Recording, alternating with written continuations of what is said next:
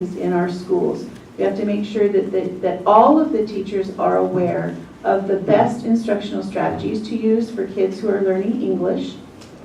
And there are volumes of research. It is not just, haphazard. And we also have to make sure that those who are championing that at school and working directly with those kids are actually licensed teachers with background in English learners. This is a concern for us because even though the license exists, sometimes due to funding, a principal and their community will make a decision to go with a less costly teacher, if you will. And it's very difficult for our kids to make progress in those settings. They're lovely, they value the kids, and they give lots of love and attention to them, but they may not have the instructional strategies necessary to ensure that they are able to graduate and speak two languages. Thank you. Suzanne mentioned the next point that nearly half of our ELL students are not graduating. We do know that those who exit ELL services are able to perform as well as their non-ELL peers once they exit ELL services. I do want to flesh out and address some of the comments in the testimony about more detail around the next steps and activities. Well, it hasn't hit that timeline yet for Goal 1. One of our next activities over the summer is to work on a guidance document to schools. As an example, giving schools information on if you are doing inclusionary support or sheltered instruction, what does it look like? What should differentiated strategies to support language development look like in those programs? Another next step is to do a feasibility study in the fall of next school year. The reason why we want to find the right possible pilot sites is it means taking time with schools to find out what training has happened, what staffing they have available, what classroom setup, what does community support look like, so that we can better align and match pilot programs with school sites.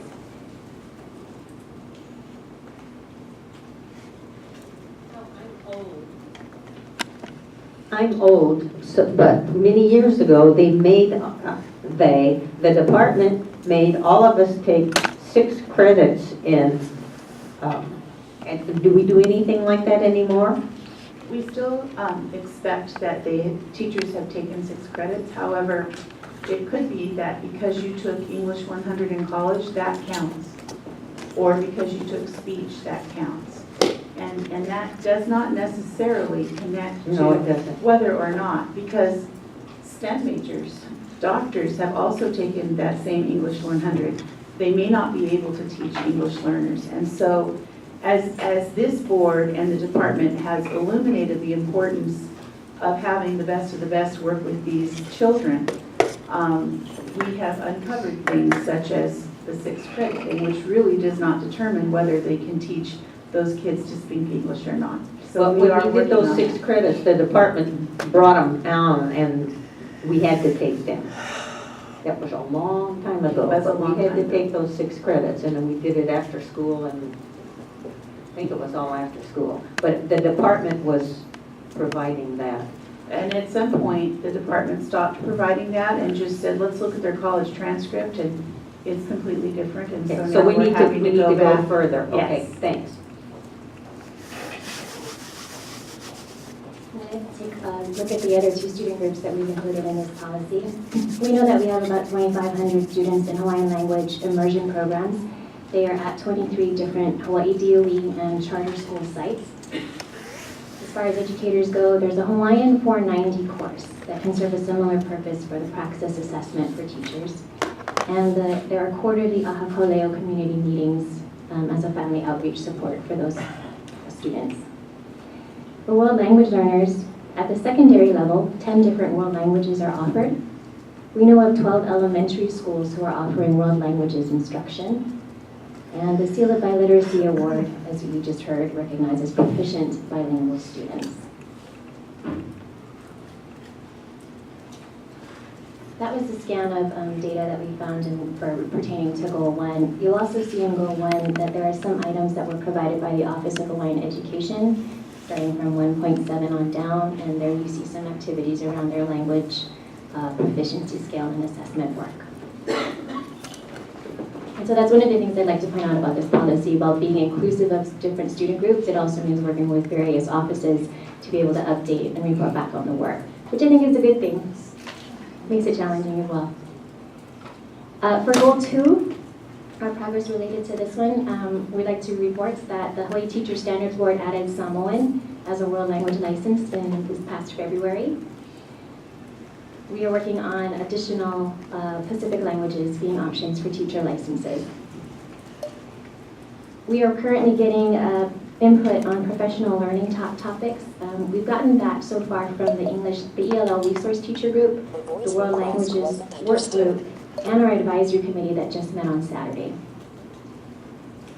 There's ongoing discussion to require the teachers of English to speakers of other languages, shortening TESOL license, for teachers of EL students. We've had initial conversations with the Office of Human Resources, but in order to finish this process, we need to update the ACCN, or the course numbers assigned to elementary and secondary EL classes. Once that's in place, then the AHR has the pieces set to ensure that teachers on record for those EL classes have the TESOL license. I want to make a response to your question about the 6 credits. That is a future activity. We need to look at what has been previously offered as qualified as those 6 credits, determine if that's actually going to address language development, and then update that course list. And then longer term, Professor Brooke Chapman D'Souza was up here. There is also activity around growing our teachers for multilingual students, and so she's got a cohort of elementary teachers who are working to earn both an elementary license and a TESOL license. And that's beginning for us creating a pool of teachers to help us do some of our dual language program goals. One of the challenges for why it's not currently in place is because we don't have the dual immersion teachers to do it. I'm sorry, I'm going to have to rush you because I have another meeting that was supposed to start at 12 o'clock. So I just need you to go quickly. I can definitely talk fast. Okay, updates on goals 3 through 6. We have drafts of the updated language access plan and the community resources list in progress, which is continuing to get input. Those should be distributed on schedule. As you heard, our advisory committee meeting just met on Saturday, and we're doing the update as identified in the policy. And I'm happy to report that we have 2 positions posted, a Title III EL specialist and a world languages specialist position. You know, we opened with student voices, so I'll close with voices from the community. These are from responses from focus group participants who shared their perspective on the goals and activities that were identified in the implementation plan. Okay, thank you so much. Really sorry I had to rush you. Quick one. I can only make a quick comment, but I wanted to commend you folks for the work you're doing to upgrade the quality of the instruction that's going to these people, these young people, because those are our gap kids, and that is a priority for us. So anything you can do to raise their performance levels is certainly going to benefit them particularly, but the rest of our state as well. Thank you so much. Thank you. I had a very quick question.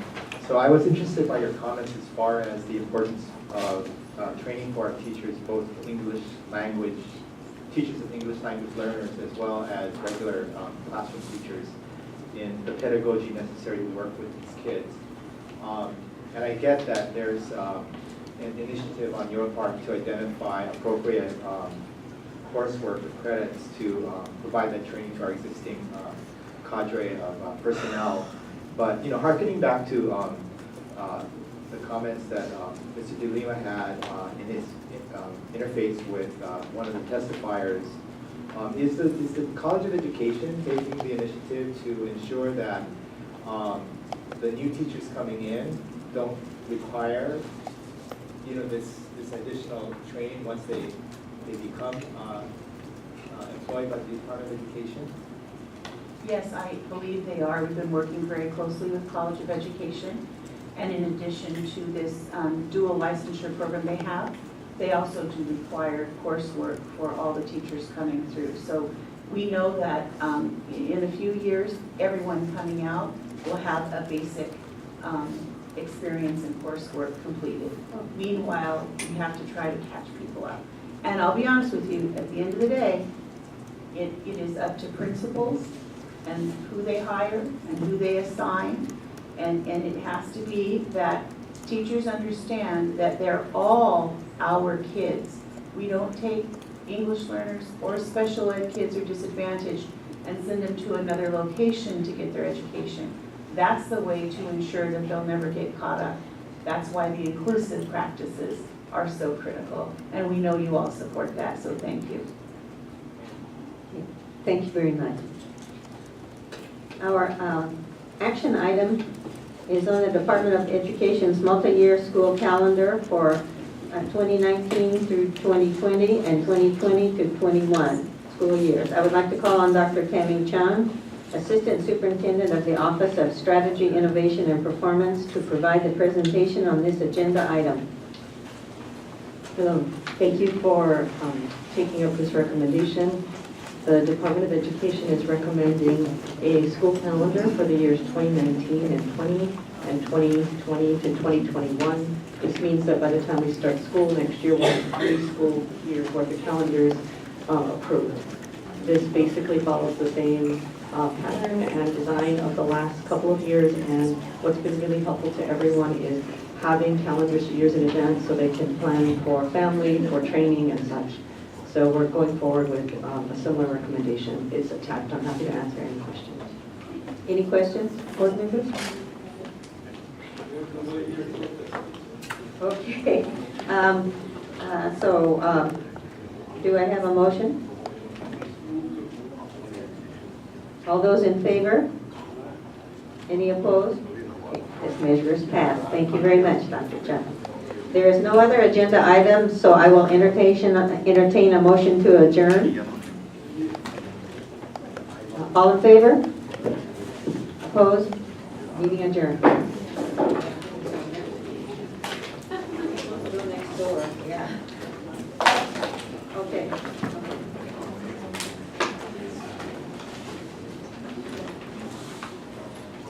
Something else. Thank you for your testimony so that I could just piggyback on what you said and not have to bring it up. I was trying to figure out how to bring that issue up very diplomatically. And the EAs and PTPs working in the classroom. Oh, that. And so when you said that, I thought, perfect, that's exactly what I need. So thank you for that. All right. Well, I'm glad it helped.